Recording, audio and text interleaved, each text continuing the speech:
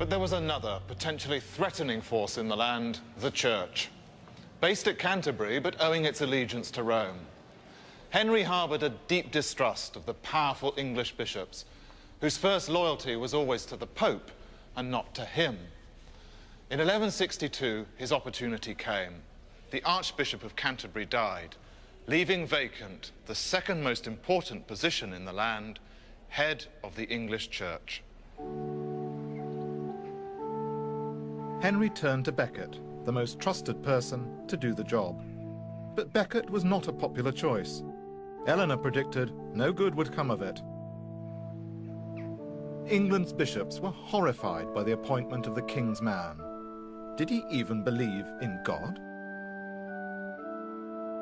Becket was aware of the bishop's doubts, but he surprised them, and he shocked Henry by appearing to undergo a radical religious conversion.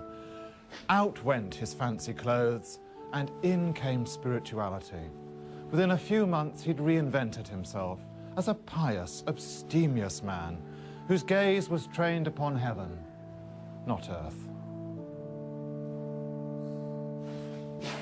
This transformation would have profound consequences. Becket no longer saw himself as the king's crony. From now, he was accountable to God. Archbishop and king were on a collision course.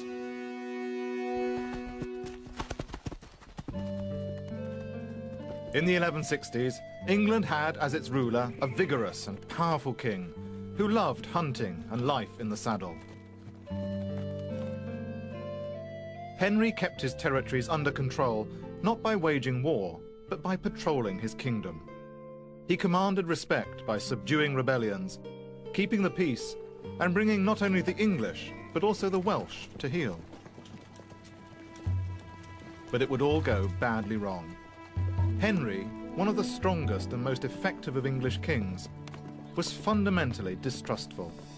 He couldn't negotiate, he wouldn't compromise, and he hated it when people refused to do things his way. In 12th century England, there was only one institution that was as powerful as the monarchy, and that was the Church.